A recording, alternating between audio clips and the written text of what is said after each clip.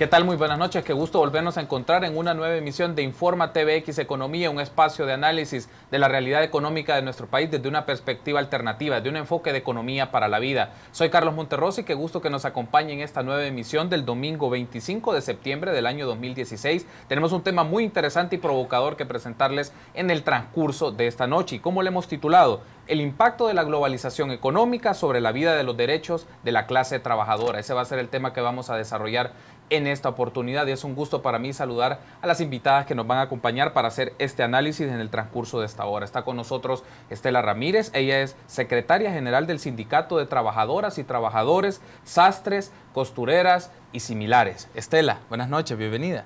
Buenas noches, mucho gusto y un saludo a toda la teleaudiencia, ¿verdad? Y gracias a su programa, al Departamento de Economía de la UCA, ¿verdad?, por darnos la oportunidad pues de conversar sobre este tema y de dar a conocer, ¿verdad?, a todas el pueblo salvadoreño, las trabajadoras y los trabajadores en general. Buenas noches, licenciada. Buenas noches. No, muy amable Estela que tomara la invitación y que nos acompañe. Estoy seguro que esta va a ser la primera de muchas participaciones que usted va a hacer con nosotros en esta oportunidad de Informa TVX Economía. Y también Julia Evelyn, bienvenida. Está con nosotros Julia Evelyn Martínez, economista y docente del Departamento de Economía de la UCA. Buenas noches, Julia Evelyn. Sí, muy buenas noches. Un saludo muy cariñoso para toda la teleaudiencia que nos sintoniza en este programa. Y bueno, también muchas gracias, Estela, por estar en este programa. Para mí realmente es un honor compartir con usted en este programa con una sindicalista y con una mujer tan valerosa y defensora de los derechos de la clase trabajadora. Gracias a ambas por acompañarnos en esta noche. Rápidamente un contexto del tema que vamos a desarrollar porque en el siguiente bloque vamos de lleno al análisis y a la reflexión. Les comento que el término globalización es un término muy discutido, surge en medios de comunicación, pero también es importante desmitificarlo. ¿Qué implica la globalización para la vida de los ciudadanos y ciudadanas y particularmente para los trabajadores y trabajadoras de diferentes sectores en una sociedad, en una economía, particularmente el sector textil, que va a ser de uno de los que vamos a abordar en el transcurso de esta noche? Quiero ofrecerles también cuál va a ser la distribución de los temas que vamos a ir desarrollando en cada uno de los segmentos de esta emisión de Informa TVX Economía. Primero, aspectos conceptuales de la globalización económica y de las empresas transnacionales, que es un actor clave si vamos a hacer un análisis, una lectura de la globalización económica en este momento. ¿Cuáles son las cadenas productivas transnacionalizadas y el rol de los trabajadores y trabajadoras en el sector textil y de la confección? Vamos a hablar un poco del efecto negativo que ha tenido la globalización sobre la vida de los trabajadores y cómo ha mermado también sus condiciones de organización y de los derechos. Y por último, como sabe, el último bloque es para una valoración general, conclusiones y una reflexión. Dicho esto, permítanos la primera pausa. Regresamos a Informa TVX Economía.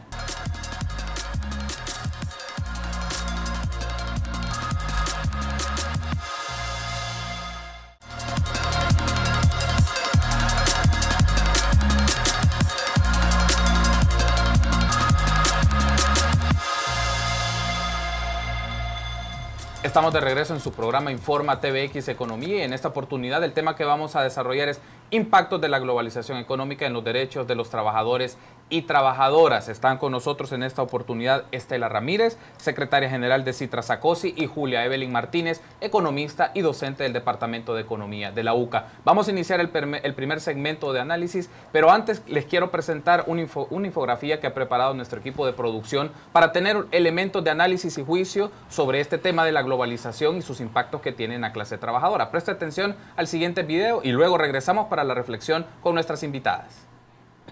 La globalización se puede definir como un proceso que conduce a la formación de un mercado mundial y a la instauración del capitalismo como única forma de producción, distribución y consumo de la riqueza. La principal característica del proceso de globalización es el creciente poder que ejercen las empresas transnacionales. Estas empresas acumulan y valorizan su capital más allá de las fronteras de su país de origen, controlan la producción mundial de mercancías, las cadenas mundiales de suministros y los canales de comercialización minorista. Además, cambian el consumo de las personas. Poco a poco transforman la geografía y la cultura de pueblos y comunidades alrededor del mundo. Por otra parte, estas empresas controlan las finanzas mundiales, pues financian el 84% de la inversión extranjera directa en todo el mundo, según la Conferencia de Naciones Unidas sobre Comercio y Desarrollo de 2010. y son las responsables del 75% del gasto total mundial en innovación y desarrollo. Esto les permite controlar la economía del conocimiento y ponerla en función de sus intereses. Un estudio de la Universidad de Zúrich, publicado en 2011, reveló que un pequeño grupo de 147 grandes corporaciones transnacionales controla la economía mundial. Se analizaron 43.600 empresas transnacionales y se descubrió que están conectadas entre sí mediante redes que forman 147 grandes corporaciones. Estas controlan la producción, el comercio, las finanzas, las inversiones en la innovación tecnológica. Asimismo, el valor de la producción y de las ventas de algunas empresas transnacionales es mayor que el PIB de algunos países. Por ejemplo, los ingresos anuales de Nike son mayores que el PIB de Paraguay. Los ingresos anuales de Apple son mayores que el PIB de Ecuador. Y si Walmart fuera un país, estaría clasificado en el puesto número 25 de las economías más grandes, con un PIB mayor que el de Noruega. Lo anterior permite a estas empresas influenciar en la política de los países en donde tienen operaciones. De esta manera, logran que las políticas de los estados se diseñen en función de sus intereses y de sus ganancias, muchas veces en contra de los intereses nacionales. Pero ¿cómo han llegado a tener tanto poder las empresas transnacionales? Tratados de comercio e inversión conocidos como TLC y la deslocalización de los procesos productivos. En cuanto a los tratados, estos eliminan las barreras arancelarias y no arancelarias para permitir la entrada masiva de las mercancías producidas por dichas empresas a los mercados nacionales. Por otro lado, la deslocalización de los procesos productivos consiste en dividir los eslabones de las cadenas de producción. Esto ha generado una nueva división internacional del trabajo entre países. Unos producen la materia prima, otros producen componentes o piezas del producto final, otros ensamblan las partes, otros lo empaquetan y lo distribuyen a otros países y otros brindan atención al cliente a través de los llamados call center.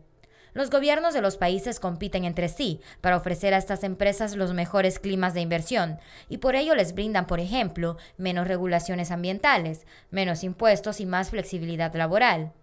En esta edición de su programa Economía para la Vida, analizaremos la manera cómo se produce y se reproduce el poder de las transnacionales en el marco de la globalización económica y veremos cómo este poder afecta negativamente la vida y en particular la vida de los trabajadores y trabajadoras del sector textil de nuestro país y del mundo. Luego de este video que ha sido muy interesante y pone muchos elementos de juicio para la discusión que vamos a tener en el transcurso de esta hora y esperamos que usted esté muy atento sobre esto y le genere reflexión, debate y análisis. Vamos a dar paso entonces a la discusión con nuestras invitadas. Julia Evelyn, en el video se menciona el término, habla de globalización, sí, pero hay algo que es interesante. En este periodo de tiempo, Julia Evelyn, hay procesos y dinámicas que se han dado en varias etapas de la historia de la humanidad, que lo vuelve distinto a hablar de globalización en este periodo de la humanidad, en este inicio del siglo XXI. Sí, como usted muy bien lo asevera, digamos, el comercio internacional o el comercio mundial, esos flujos de comercio e inversiones, digamos, no son nuevos en la historia de la humanidad y menos en la historia del capitalismo. Sin embargo, es ya en los años 80 cuando asume una forma diferente y que se ha dado en llamar la globalización y como una etapa especial particular del desarrollo del capitalismo. Respondiendo a su pregunta, creo que son tres aspectos los que definen o diferencian a la globalización de otros procesos que se han dado anteriormente. Pues lo primero que ya se menciona muy bien en el video que acabamos de ver es el dominio que tienen las empresas transnacionales. Es decir, el sujeto de la globalización son estas entidades o corporaciones llamadas empresas transnacionales, que la característica principal es que sus procesos de producción, ya sea de bienes o de servicios, los han partido, los han fragmentado, los han deslocalizado, de tal manera que ahora son estos sujetos económicos llamados las empresas transnacionales, controlan toda la producción, el comercio, los servicios, la finanza, la innovación y la tecnología, pero lo hacen a escala global en la medida que han fragmentado sus cadenas de producción. Ese es la primera, eso no existía antes. El segundo aspecto es, y muy relacionado con lo anterior, es que ahora se ha formado una clase capitalista global y una clase trabajadora que también es global. Ya no podemos empezar a hablar de las burguesías nacionales o de la clase trabajadora nacional, ¿verdad? Y por tanto, como que incluso la lucha de clases, que ahora fuera solamente a nivel nacional, sino que ahora en la época del capitalismo global y con la irrupción de estas nuevas formas de producir bienes y servicios, de hacer finanzas, entonces tenemos la clase trabajadora global, ¿verdad? Que opera incluso para una empresa, una misma empresa en diferentes países del mundo. Para una empresa transnacional como Nike, usted puede encontrar clase trabajadora que está en Los Ángeles, pero clase trabajadora que está en El Salvador, en Centroamérica, otras que están en China, otras que están en Indonesia. Es decir, es la clase trabajadora que se enfrenta a una empresa, a una clase capitalista que también es global, porque incluso ni siquiera pueden saber quién es el dueño, pues sino que se reparte también alrededor del mundo. Y la tercer aspecto, eso no ocurría también antes, la tercera característica de la globalización es lo que se le da, o le llamamos, yo le llamo así, la transnacionalización de los estados. Es decir, el Estado, como entidad política, ha dejado de tener significado en términos nacionales. O sea, ya no podemos hablar de estados nacionales que diseñan políticas de interés nacional o para los nacionales, sino que ahora estos estados cumplen la función de crear condiciones de inversión para las empresas transnacionales. Y por tanto, ahora tenemos que hablar estados que son simplemente instrumentos de los procesos de valorización de las empresas transnacionales. Entonces yo creo que con esas tres características, definitivamente que podemos diferenciar esta etapa de cualquier otro proceso de ampliación de comercio o de la economía mundial que se ha dado con anterioridad. Nos ha mencionado Julia Evelyn un elemento importante, Estela, es empresas transnacionales que tienen marcas y esas marcas se mueven en diferentes países. Coméntenos, Estela, desde su perspectiva, cómo estas marcas se desenvuelven en el país y sobre todo en sectores como la maquila particularmente. Bueno, definitivamente, ¿verdad? Cuando estamos frente a patronos globales, le llamamos nosotras, ¿verdad? Y es importante que la clase trabajadora también conozca y la población en general la importancia de organizarnos, porque organizarnos es unir nuestro poder, ¿verdad? Las multinacionales son poderosas por su peso económico, por la riqueza que acumulan, pero también la clase trabajadora tiene su poder, que es la fuerza de trabajo. ¿Cómo unimos este poder y cómo trascendemos, verdad? La lucha se vuelve un poco compleja. Lo vemos desde ese punto de vista. ¿Por qué? Porque ahora tenemos que llevar procesos internos, porque no podemos descuidar. Los procesos internos son importantes, como por ejemplo acudir al Ministerio de Trabajo, a la Procuraduría, a los tribunales de lo laboral, pero también en un plano internacional, cómo trascendemos, ¿verdad? Cómo a través de los años que se ha venido profundizando toda esta globalización de la que ya nos ha comentado la licenciada, ¿verdad? Hemos ido teniendo una acumulación de experiencia en luchas de muchos años atrás, ¿verdad? Y hemos aprendido que el patrono ahora es global. Entonces, en esta globalización de la riqueza, también la clase trabajadora debe de globalizar las luchas. Por ejemplo, yo le pongo un ejemplo, ¿verdad? ¿Cómo hemos logrado en algunas ocasiones resolver problemas de despido? Nuestra legislación no contempla el reinstalo y los jueces ahí se cierran y le dice, el Código de Trabajo no dice que la voy a reinstalar, y por buena que sea una resolución judicial, lo que mandata en caso de un directivo o una directiva sindical es a pagarle salarios no devengados por causa imputable al patrono, pero nunca reinstalo. ¿Cómo hemos logrado el reinstalo? Bueno, trascendiendo con nuestra demanda. Si bien es cierto, no existe un tribunal donde vayamos a demandar a esta empresa, pero en la parte política también se vuelven actores importantes los aliados internacionales. Por ejemplo, los consumidores. Los consumidores tienen un poder, y qué bueno, y que a largo plazo pues sería bueno, ¿verdad?, que también nuestra población conociera y como consumidores nos organizáramos, porque el consumidor en otros países, por ejemplo, el mayor mercado de las marcas para las que aquí se produce es Estados Unidos, las universidades. Entonces, este movimiento estudiantil en las universidades es un actor clave el monitoreo independiente, ¿verdad? Para el caso, nosotras acudimos con nuestras demandas, con nuestras quejas al WRC, que es el Consorcio para los Derechos del Trabajador en Washington. Es una ONG que monitorea, que hace investigaciones, ¿verdad?, sobre las condiciones laborales, el respeto a nuestra legislación, y es a través de esa vía pues que nosotras hemos logrado reinstar los pagos de salario, empresas que en los últimos años han cerrado, como fue Manufacturas del Río, casi 1.200 trabajadoras en la calle, pues a través de esa lucha internacional, a través de ese internacionalismo obrero, ¿verdad?, se logró el pago del 100% y tuvieron las marcas que pagar. Ha hecho una mención muy interesante, Estela, que vamos a ver en la segunda parte, en el segundo bloque de análisis y de reflexión, el tema de la relación de consumidores con trabajadores y trabajadoras, porque es un mecanismo interesante que en otros países han boicoteado marcas por explotación laboral y en algunos casos por trabajo infantil, peores formas de trabajo infantil. Pero antes tenemos que hacer una pausa. Me gustaría que al regresar, Julia, Evelyn, Estela, hablemos un poco de esta cadena de producción transnacional y qué implicaciones tienen cada una de las fases o los eslabones que están involucrados en esa cadena. Permítanos una pausa, regresamos en su espacio de reflexión. Te informa TVX Economía. Volvemos en instantes.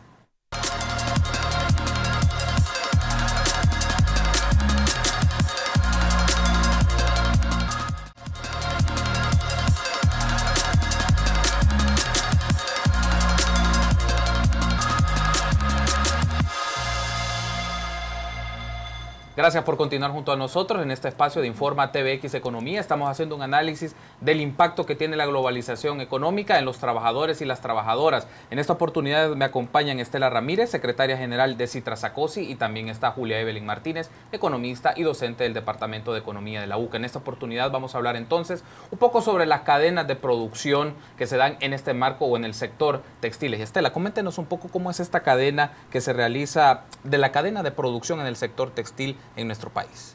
Bueno, la cadena de producción tiene como varias etapas, ¿verdad? Le llamamos nosotras. Yo sí quiero ser muy enfática en decir algo muy puntual, ¿verdad?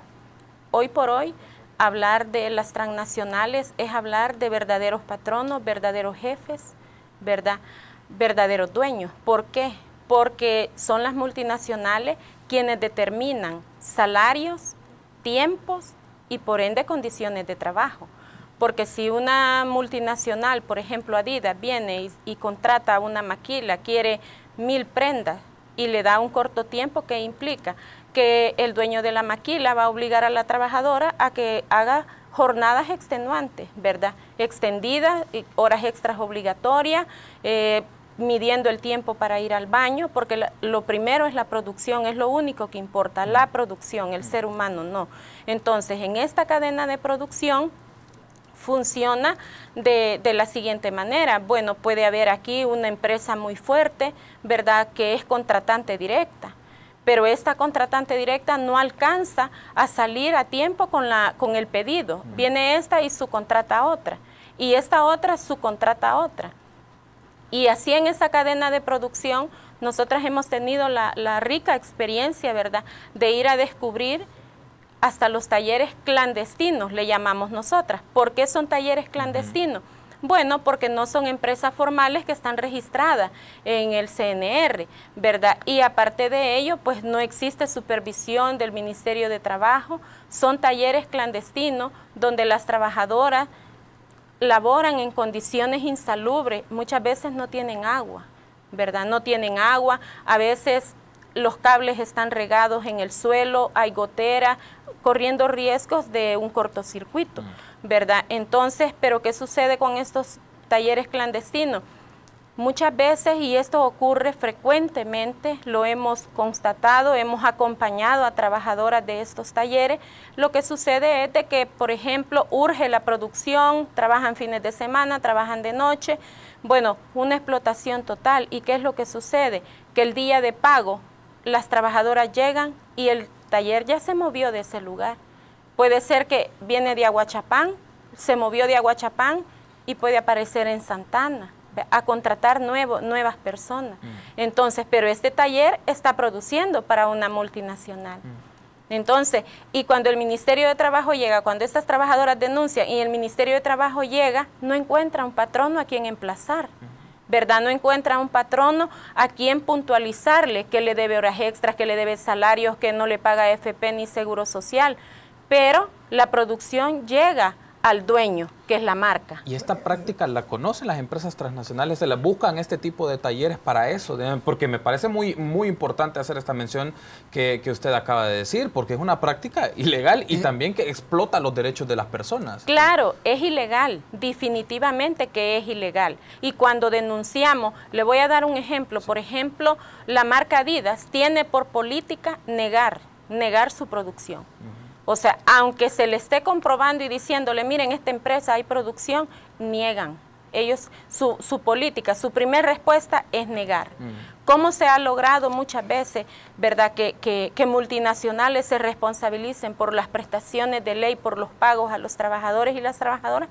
Es a través de campañas internacionales, ¿verdad? A través de toda una lucha de unificar casos en diferentes países, como por ejemplo, trabajadoras de la India, ¿qué tienen en común con trabajadoras en Nicaragua? Bueno, que producen para el mismo patrono, la marca Adidas. ¿Qué tienen en común las trabajadoras de El Salvador con trabajadoras en Bangladesh, por ejemplo? Que trabajan para el mismo patrono, para una marca llamada Adidas, ¿verdad? Entonces, esos son ejemplos, casos que hemos acompañado, ¿verdad? Y que sí conocemos que existe, pero todo mundo se lava las manos, ¿verdad? Y lo más importante, ¿verdad? Que con esta globalización, los gobiernos, los estados, las mismas instituciones pierden poder para aplicar, porque por ejemplo, la planta cerró, pero no hay un jefe a quien llevarle una notificación de la demanda. Entonces la Procuraduría no puede seguir actuando, la demanda se cae, ¿verdad? Y allí es donde entra el papel nuestro, ¿verdad? Con esos aliados internacionales para buscar al patrono y hacerle toda una campaña de denuncia, y allí vienen nuestros actores, que son nuestros aliados, los estudiantes, organizaciones sindicales internacionales, el WRC, y bueno, a través de ello hemos logrado que vengan multinacionales, den la cara y le respondan a la gente. Vamos a hablar sobre eso en otro momento, porque me interesa, ¿no? Para que nuestros amigos vean esta situación que ha significado para algunas transnacionales, y si han venido al país y qué tipo de responsabilidad han asumido o cuáles no han asumido esa responsabilidad. Julia Evelyn, me gustaría que nos haga una lectura todavía más amplia en el sentido de cuáles son los eslabones y los actores involucrados en esta cadena de producción y cómo entran el rol de los trabajadores y trabajadoras en esta cadena. Bueno, es que cuando hablamos de las cadenas transnacionales globalizadas o en la globalización de las cadenas productivas transnacionalizadas, es que para disminuir costos, especialmente tanto costos de materia prima como costos laborales,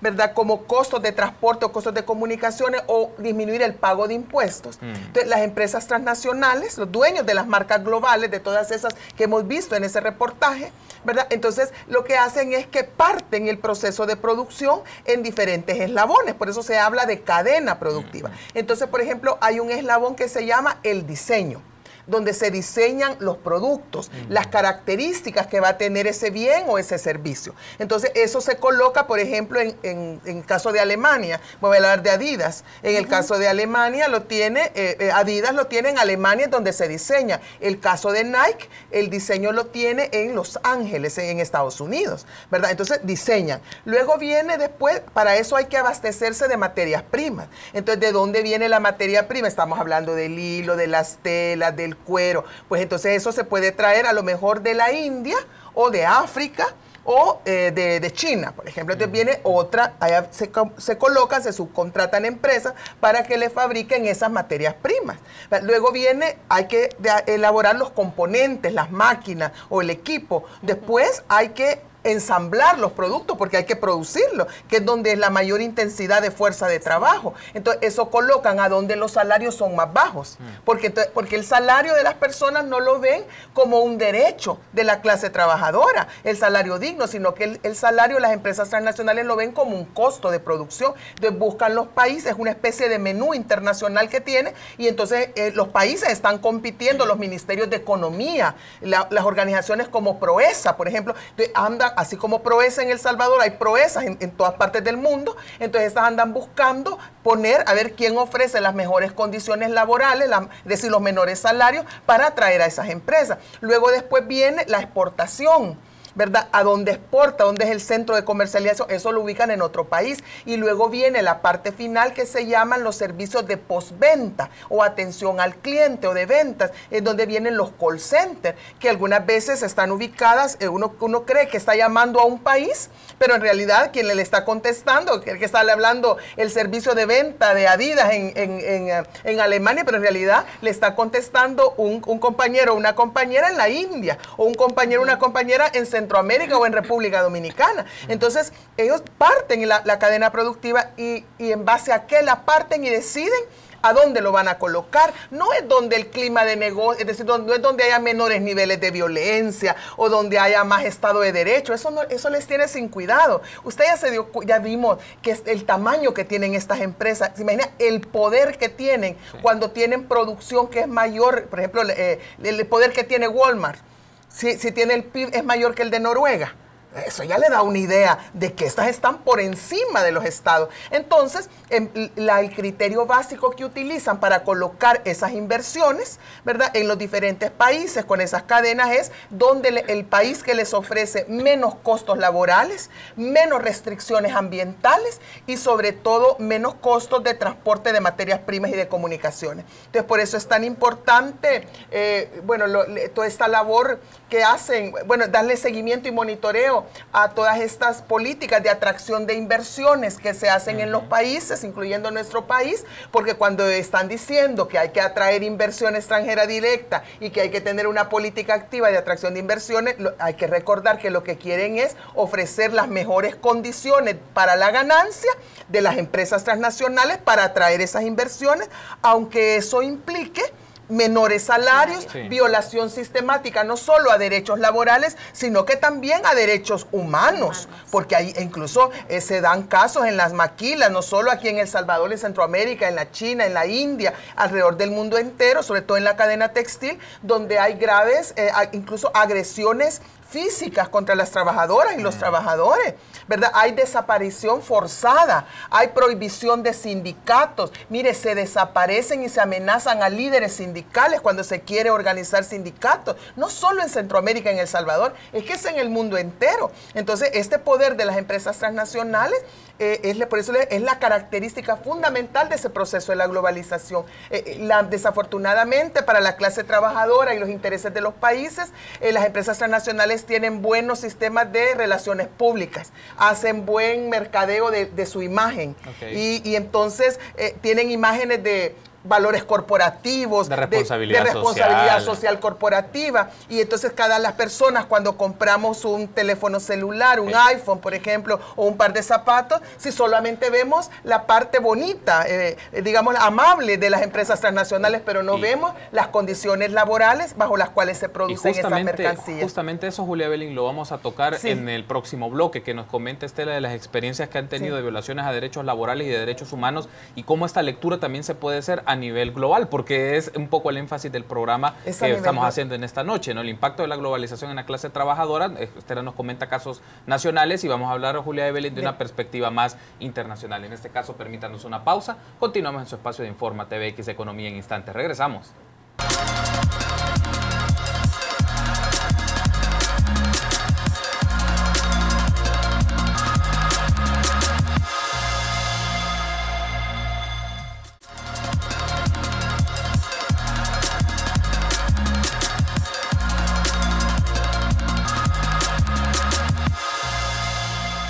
Estamos haciendo un análisis de los impactos de la globalización económica en las condiciones de los trabajadores y las trabajadoras. Hemos desarrollado una plática y una reflexión muy interesante con nuestras invitadas, en esta oportunidad con Estela Ramírez, secretaria general de Citra Sacosi, y Julia Evelyn Martínez, economista y docente de la UCA. Estela, me gustaría que hablemos un poco de casos o situaciones, ejemplos que muestren cómo las prácticas generadas en el marco de la globalización de las empresas transnacionales afectan los derechos de los trabajadores y trabajadoras en el sector textil. ¿Cómo le afectan la vida a los trabajadores este tipo de prácticas? Bueno, definitivamente como clase organizada, ¿verdad?, que persigue todo sindicato es una negociación colectiva. ¿Por qué? Porque a través de la negociación colectiva se da una distribución de la riqueza. Donde no hay negociación colectiva, nunca va a haber distribución de la riqueza. Entonces, ¿cuál es la historia en nuestro país? ¿Verdad? Que siempre que una organización sindical ha recorrido todo un camino de lucha y llega a la negociación colectiva, las empresas cierran y aquí no pasó nada, ¿verdad? Los casos más recientes, y no es de que aquí no haya lucha, sí se hace la lucha, ¿verdad? Quiero hacer mención que desde 1989 aquí no se ha negociado un contrato colectivo en el sector privado, ¿verdad? Entonces, ¿qué significa eso? Que no hay distribución de la riqueza que la clase trabajadora produce. Entonces, los casos más recientes que hemos acompañado han sido organizaciones hermanas, por ejemplo, el caso del STEC, el Sindicato en Confecciones Gama, ¿verdad? Era una subcontratada de la multinacional Fruit of the Loom, en plena negociación colectiva, o sea, ya nuestro código de trabajo, ¿verdad? Es bastante riguroso, porque si nosotros vemos el código de Nicaragua, el código de Honduras, pues no necesita un 51% como requisito para negociar colectivamente, más sin embargo la legislación en nuestro país sí es un requisito. Entonces, para llegar a cumplir con ese requisito se requiere de mucho trabajo, porque enfrentamos toda la campaña sistemática antisindical de las empresas, ¿verdad? Más sin embargo, se ha logrado. Pero ¿qué ha pasado con esta experiencia, verdad? En plena negociación colectiva, la empresa dio una gran sorpresa, que fue cerrar. Cerró, ¿verdad? Y le pagaron a la gente lo que ellos quisieron. Nos fuimos al plano internacional y al año, casi al año y medio, logramos que a la gente se le devolviera todo lo que no le habían dado, ¿verdad? Pero ¿qué fue necesario? Bueno, hacer una campaña a nivel internacional. Lo más reciente, el caso de Manufacturas del Río, que una maquila que tenía aproximadamente 15 años de operar, eso no es un capital golondrina, ¿verdad? A veces justificamos con que la maquila es un capital golondrina, pero no es cierto. Aquí hay multinacionales que tienen 22 años de estar establecidas en el país, o sea, 22 años de enriquecerse, ¿verdad? Y dar migajas a la gente, porque ni siquiera contamos con un salario mínimo que garantice condiciones decentes para una familia, ¿verdad? Y a ello también hay que agregarle que la inmensa mayoría de todas las empresas de maquila en nuestro país, proveedoras de multinacionales, por ejemplo, le voy a mencionar algunas, ¿verdad? Sí. La marca Gap, Under Armour, Adidas, Nike, Fruit, HBI, todas esas, ¿verdad? No pagan la incapacidad de 3 días, y eso es de ley, ¿verdad? Y la justificación es de que como el 5% nomás la paga, ¿vea? Porque sí, hay que decir que hay empresas, cuantas, quizás las contamos con los dedos de la mano y me sobran, ¿verdad? Pero hay algunas que sí las pagan. La incapacidad de 3 días es de ley, está establecido en el artículo 307 del Código de Trabajo, donde por ley la empresa tiene que pagar los 3 días de incapacidad, porque el día cuarto asume el Estado, que ya es lo que le paga la AFP a las personas trabajadoras, ¿verdad? Entonces, en Manufacturas del Río, 15 años aproximadamente establecida la empresa, hacen el proceso de la negociación colectiva, el sindicato y la empresa cierra. Y se va, y en enero, bueno, se van en diciembre de vacaciones colectivas. En enero solo reciben un volante simple, un papel totalmente informal, donde les dicen que la empresa ha cerrado operaciones y nadie sabe nada. Y les adeudan una semana ya laborada y todas sus prestaciones de ley. Bueno, tuvimos que activar a los aliados internacionales, Movimiento Estudiantil, USA, ¿verdad? Que es el movimiento de los estudiantes, el WRC, pedimos una investigación y bueno, y empezamos a seguir los dueños de la empresa y los dueños de la producción, ¿verdad? Le pedimos en ese momento a la ministra de Trabajo que les convocara a una reunión, que se estableciera una mesa de negociación en el Ministerio de Trabajo. Hubieron 2 marcas que estuvieron ahí presentes siempre y que bueno, fue con los que se negoció y se llevó a buen término, ¿verdad? Y el 27 de abril del año 2015, pues la gente recibió toda su liquidación allí en el Ministerio de Trabajo. Lo interesante que usted ha mencionado es el hecho de que han activado los aliados internacionales y el trabajo que ustedes vienen haciendo a nivel nacional, o sea, el grado de organización de los trabajadores y trabajadoras, pero también como esto tiene eco y resonancia a nivel internacional, porque además de boicotear, pero también pueden obligarle a instancias, a las mismas empresas e instancias de otros países que generen este trabajo y que obviamente implica una negociación, el pago de lo que se adeuda y el cumplimiento de esos compromisos laborales. Claro, porque la práctica ha sido, ¿verdad? Y con esto de la globalización, ¿cómo nos perjudica? Bueno, que usted en los años 70 estaba trabajando en una empresa, lo despedían, usted iba a demandar y sabía que esa era la dirección donde iban a emplazar al patrón. Pero con la globalización, ¿cómo? Entonces, ¿verdad? Ha sido, todo este trabajo también ha sido producto de toda una acumulación de experiencias de lucha, ¿verdad? Y que hemos estado por ahí por el año 2011 en reuniones en Honduras, aquí en El Salvador, jornadas de reflexión y dándonos cuenta, ¿verdad? Cómo en la India habían otras trabajadoras y trabajadores para el mismo patrono, ¿verdad? Y que, como decimos nosotras en buen salvadoreño, la misma dosis que le dan en Nicaragua a las trabajadoras se la dan en la India, la misma dosis que le dan a las trabajadoras aquí en El Salvador se la dan en Filipinas.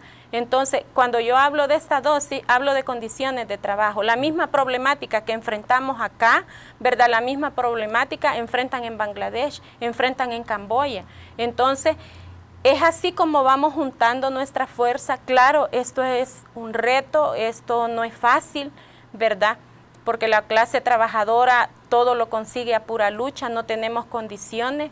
Las grandes multinacionales tienen sus intérpretes, tienen todas las condiciones dadas, pero la clase trabajadora no. Más sin embargo, ¿verdad? Es el medio que nosotras hemos encontrado para resolver conflictos, para por lo menos aliviar y que la gente, si va a ser despedida, ¿verdad? Primero, la bandera de lucha es estabilidad laboral, ¿verdad? Pero si la gente va a ser despedida, entonces que pague la empresa. ¿Quiere violar la ley? Pague, ¿verdad? No yo quería agregar eso, que todo eso es posible en la medida que la clase trabajadora en el mundo, no solo, bueno, en los países, pero a nivel mundial, vaya asumiendo la conciencia de ser clase trabajadora global. Porque mientras la clase trabajadora siga pensando solo nacionalmente, solo territorialmente, y no piense globalmente y actúe también globalmente, no va a poder mantener la lucha de clases, porque eso es lucha de clases, la lucha por el salario, la lucha por las prestaciones, la lucha por la jornada de trabajo, eso es lucha de clases, eso existe, ¿verdad? Aunque los publicistas de las transnacionales digan que eso ya no existe, que eso ya quedó en el pasado, pero eso existe. Y lo que Estela nos comenta es la manifestación. Y entonces, cuando el sindicalismo se debilita y se mantiene debilitado en la medida que continúa pensando que el mundo, que el capitalismo funciona como en el siglo pasado, como hace siglos, como hace 30 o hace 40 años, el capitalismo cambió. Eso, hablar de la globalización, eso es un cambio real en las formas de relacionamiento entre la clase trabajadora y la clase capitalista, porque ahora se ven global y por tanto las estrategias de lucha tienen que ser global. Y por eso además hay que y tan importante lo que ya nos comparte sobre las alianzas, porque ahora se necesitan alianzas más amplias, no solo con otras organizaciones sindicales, incluso yo sé que en este momento hay a nivel centroamericano una campaña por el salario, nivelar el salario de las maquilas a una sola tarifa, para que eso ya no sea un pretexto de estar moviendo inversiones de un lugar a otro, sino que también hay que hacer alianza, por ejemplo, en las universidades, con los estudiantes. Si los estudiantes y las estudiantes en las universidades son quizás los principales consumidores de estas marcas globales. Si los estudiantes y las estudiantes tuvieran conciencia de que cada vez que están, por ejemplo, comprando un teléfono, comprando, no sé, una camiseta, un suéter, unos zapatos, etcétera, de eso tendrán que estar informados bajo qué condiciones laborales se están produciendo, se están respetando derechos laborales o no, porque cada vez que compran o dejan de comprar una marca, están ejerciendo también poder, y eso, si algo a las empresas transnacionales le tienen miedo, es al boicot, porque el boicot significa que sus mercancías no se venden, y si no se venden las mercancías, pues la ganancia o la plusvalía, como dice la clase trabajadora, como dice Estela, no se realiza, y si no se realiza, pues mire, no se valoriza el capital. Entonces también las personas, incluso que no estamos involucradas directamente en la lucha de clases, sí podemos apoyar, ¿verdad?, a las trabajadoras y las trabajadoras del mundo, no solo de nuestro país, sino que del mundo, a partir del consumo consciente, de la organización para el consumo consciente, y que en determinado momento pueda mejorar las condiciones laborales. Yo no sé si ustedes saben, pero por ejemplo en Foxconn, en China, donde se ensamblan los iPhone y los iPad de Apple, ¿verdad? Eso, las condiciones laborales ahí son pésimas. Si incluso hace unos años hasta se denunciaban muchos suicidios o intentos de suicidios que se dan en esa fábrica, en Foxconn, ¿verdad? Por las extenuantes jornadas de trabajo. Estamos hablando de jornadas de trabajo de 16 horas durante 6 días a la semana, con salarios bajos y con un gran acoso laboral en Foxconn, en China. Y bueno, eso gracias a un video que se logró filtrar de la BBC de Londres, ¿verdad?, que lograron filtrar un video y que conocieron, empezar también muchas campañas a nivel internacional para presionar a Apple, ¿verdad?, de que diera condiciones decentes en la producción de eso, y me parece que algo se ha mejorado, no todo, pero algo se ha mejorado. Muchas veces las marcas dicen, no, nosotros no sabemos, si es que ellos son los talleres, ¿verdad?, los subcontratados, pero ellos, en la medida que son los que se apropian de la ganancia y que valorizan su capital a través de esas formas de subcontratación en las cadenas transnacionales, son responsables, y nosotros, tanto desde las universidades, desde la academia, pero también desde nuestro consumo, podemos hacer esa presión y esa diferencia. Tenemos que hacer una pausa, Julia, Evelyn, Estela. Estamos llegando, bueno, al último bloque ya de análisis, y me gustaría que hagamos una valoración desde la perspectiva de cuál es el rol que tiene el Estado y qué rol tiene particularmente el órgano ejecutivo, el gobierno, ante estas prácticas, por las políticas que se han dado, que parece ser que son disonantes a las condiciones de los trabajadores y trabajadoras. Permítanos una pausa, continuamos en Informa TVX Economía, el último segmento de reflexión y valoraciones. Volvemos.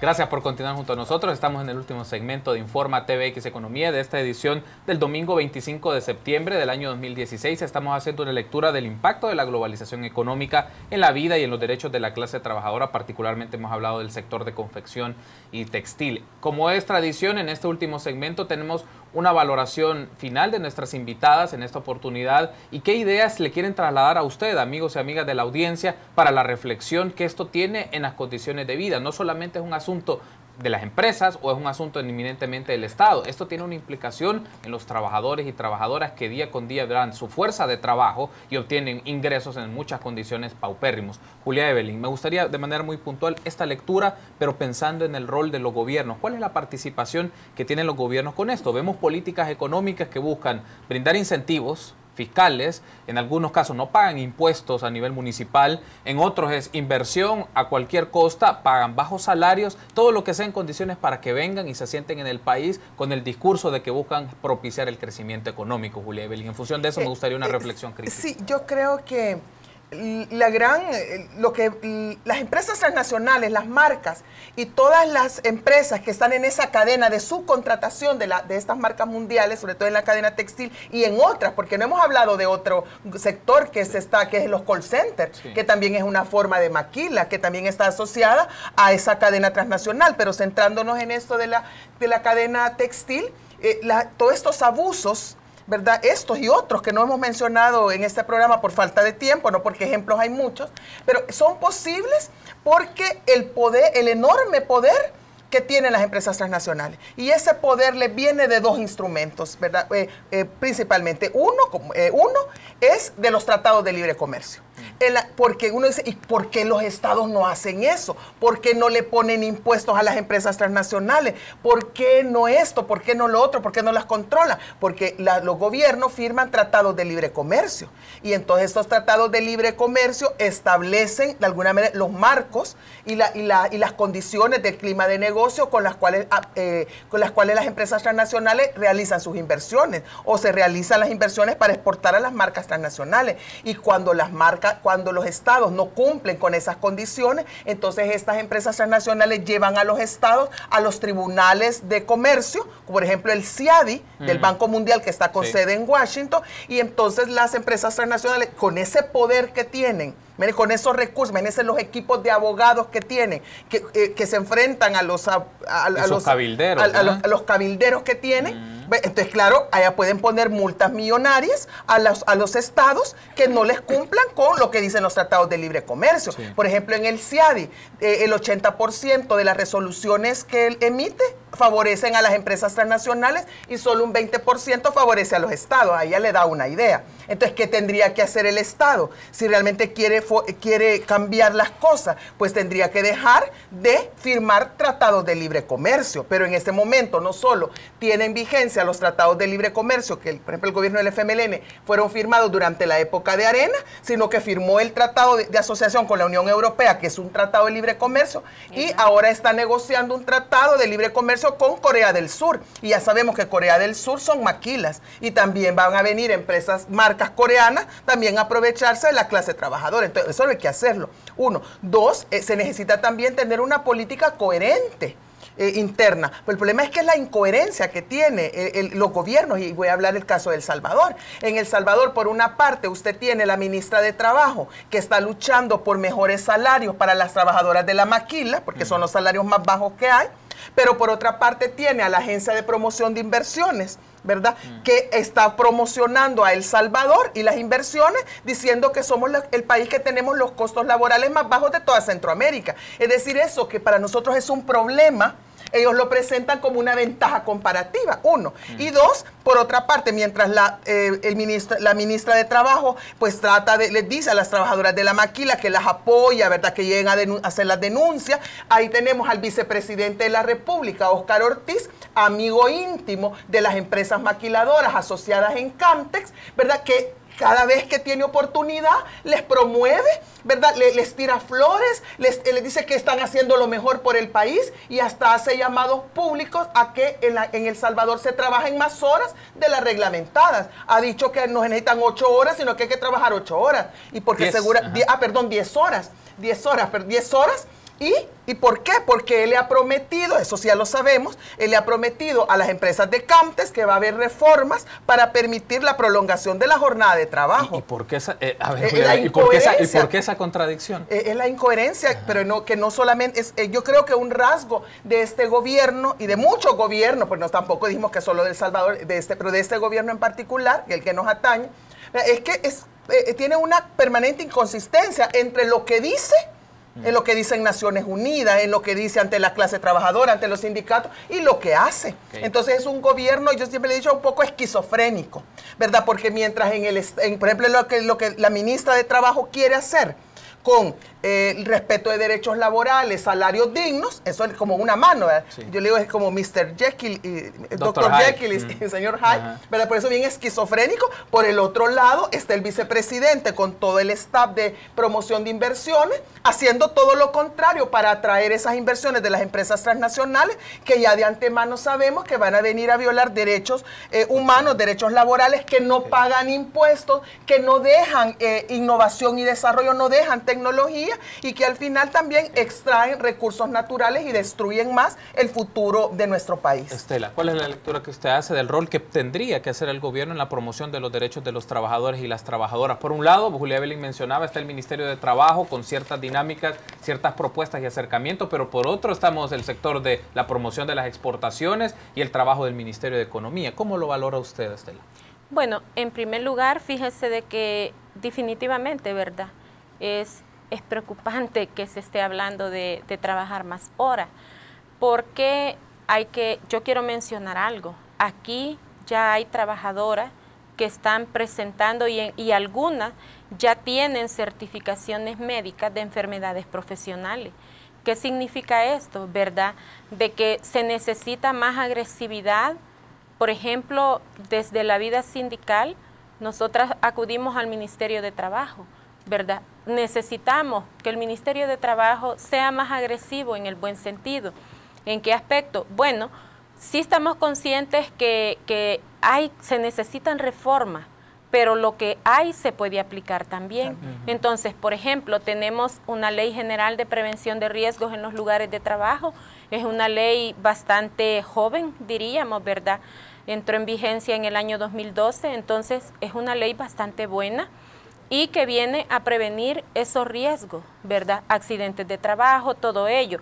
Pero también, ¿verdad? A través de las inspecciones es importante que el Ministerio de Trabajo, ¿verdad?, aplique sanciones a las empresas, porque no vamos a hablar de desarrollo, que aquí a 10 años tengamos toda una población enferma. ¿Y qué es lo que hacen las empresas? Cuando usted ya está enfermo y no puede producir, despedirlo. ¿Y a dónde va a dar esta ciudadana? Al Sistema Nacional de Salud. O sea, es una carga para el Estado.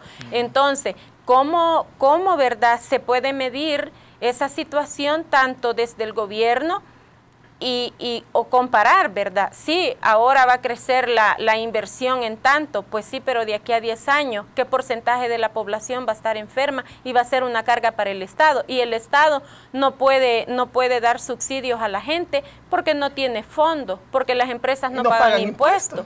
Entonces, ¿verdad? Yo creo que como ciudadanas, más que sindicalistas, como ciudadanas, realmente el tema nos atañe y el llamado a la población es a romper el miedo, ¿verdad? Romper con ese miedo y a unirnos, porque uniendo nuestro poder podemos tener la capacidad de transformar, podemos tener la capacidad, miren, los gobiernos van de paso, ¿verdad? Pero si nosotras construimos mayor organización, si construimos mayor conciencia, esa identidad de clase que hoy por hoy, pues la población, gran porcentaje de la población no tenemos identidad de clase, yo creo que es un reto enorme trabajar en esa parte, y mayor organización es lo que nos va a dar mejores resultados y que nos va a llevar a cambiar nuestras condiciones de vida. Ha sido un gusto, Estela, Julia Evelyn, el tiempo se nos ha ido como agua literalmente, pero ha sido una hora que la hemos aprovechado mucho, ha sido de mucha discusión, reflexión y poner sobre la mesa temas que en otros lados no se discuten, y creo que eso es lo importante de Infórmate BX Economía,